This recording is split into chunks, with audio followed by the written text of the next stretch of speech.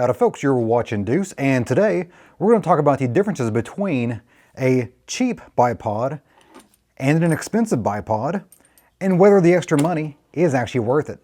Let's get to it. If you go online, you will find dozens and dozens of inexpensive, no-name brand, or brand names you never heard of before, bipods. They're all basically the old Harris style bipod, which I think is still the best choice for the average home gamer out there at the shooting range. That Harris bipod. It is, for the money, it is always going to be the most stable and the most robust platform out there. Now, there are some crazy expensive and really cool looking bipod setups out there, but we're not going to be looking at those types of bipods. I have been testing these 4 bipods on various configurations for years. So this is a long-term type of review here. None of these are newly purchased. All of them were purchased with my own money, and they have all seen the test of time. All 4 of these bipods are set up to mount to a sling swivel stud, but I've got Picatinny rail adapters on all 4 of them for ease of use, because almost everything I have has a Picatinny rail on the bottom. The safety flag in there, so you know it is unloaded. And we're going to go ahead and attach that. And there we have our first bipod. So it attaches to your Picatinny rail. You go ahead and flip down the legs there, and that's the way it works.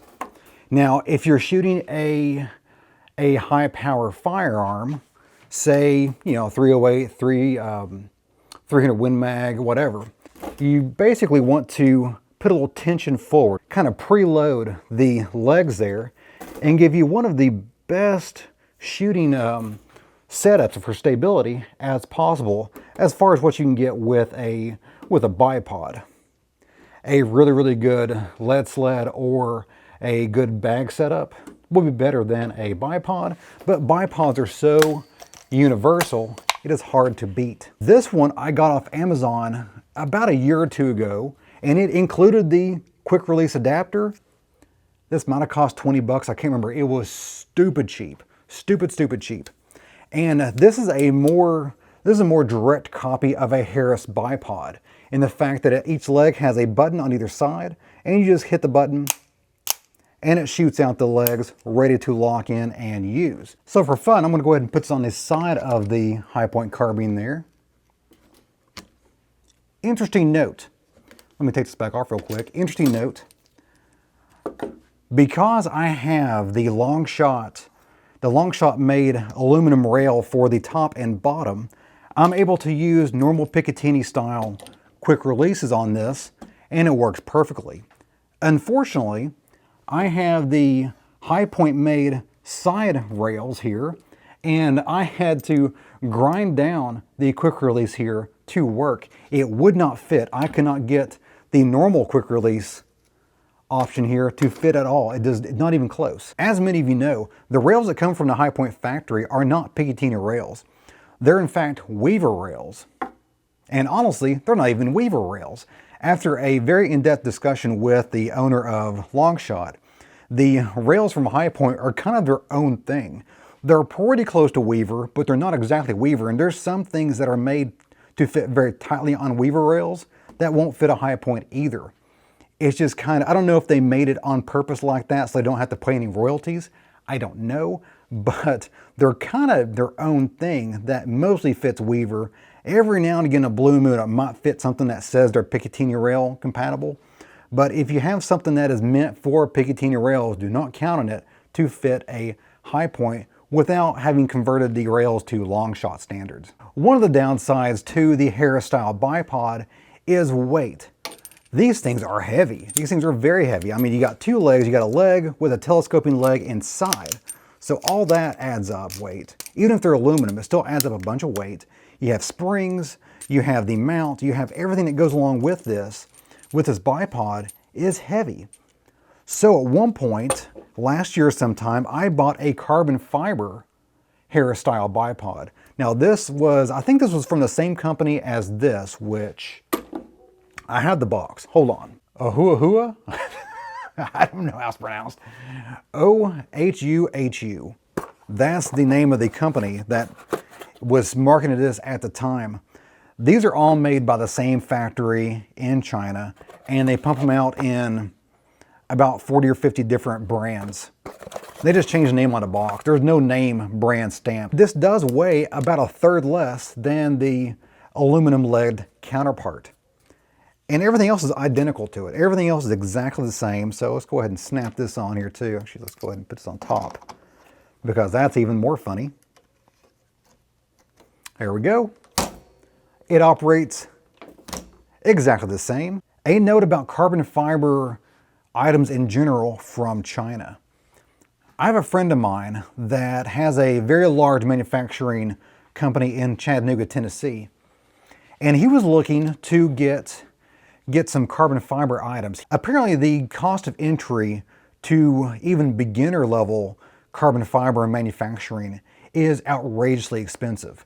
So for at least the first couple of years, my friend was going to outsource his carbon fiber stuff into China. They were manufacturing for hundreds of different companies around the world.